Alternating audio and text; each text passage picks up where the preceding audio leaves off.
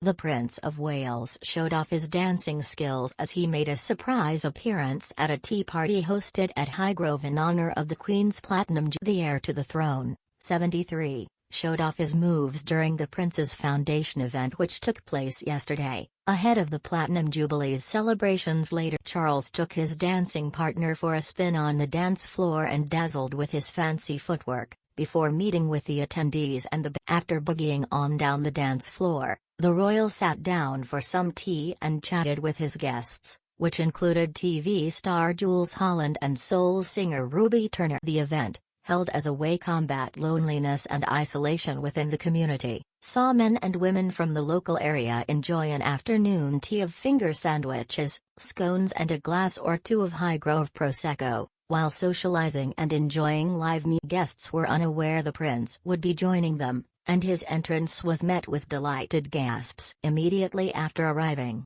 Charles sat down with special guest Elizabeth Powell, from Hynham, who celebrated her 100th birthday on May 6. He presented her with a bouquet of flowers from his gardens and a handwritten birthday card, the front of which was decorated with a print of one of his. Holland and Turner got the room to sing happy birthday to the centenarian. Mrs. Powell said afterwards, "I'm so surprised by everything, it's so beautiful here and Prince Charles was so very nice, bless. He wished me a happy birthday and asked if I was keeping well and if I live on my own, which I do in a bungalow not far from my son, his wife and my grandchildren." She said she was all geared up to watch the Jubilee and was looking forward to attending a street party and village fete with her family. Asked for her secret to a long life, she replied, "I like to have a glass of red wine in the evening and sometimes I have a sherry at lunchtime as well."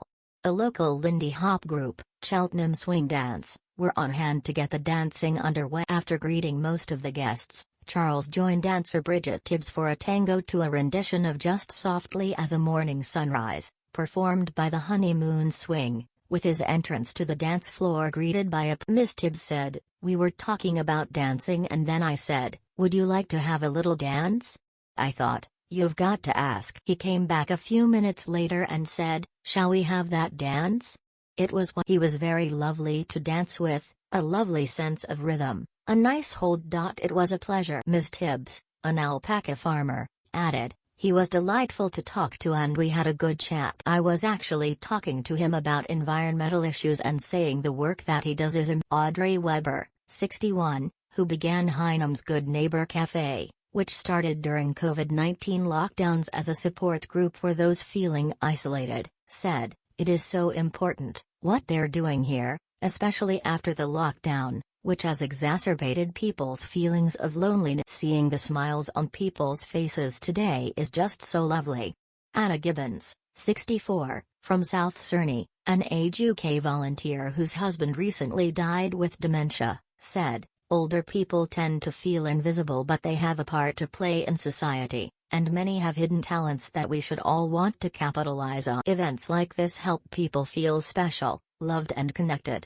Every guest at the tea dance was given a gift bag with items donated by friends of the Prince's Foundation, including a Penhaligon's hand cream, a Halcyon Days tea tidy, a scarf from Johnston's oven. It also included a David Austin mug or teacup and saucer, a voucher for a David Austin rose, Highgrove berry tea, a Platinum Jubilee keyring and candle, and a mini Bramley hand wash or hand cream. The first of 4 tea dances took place on Monday at the Garrison Chapel in Chelsea, the Foundation's exhibition space in West London, where pianist Joe Thompson and a choir featuring pupils from nearby Francis Holland School provided the entertainment. On Wednesday a large event will be held at Dumfries House in Ayrshire, followed by another at the Castle of Moy in Caithness on Thursday. The Prince's Foundation hosts such events every 3 weeks at its Dumfries House headquarters with funding from the People's Postcode. Guests of the tea dances are identified by partner organisations from across Britain,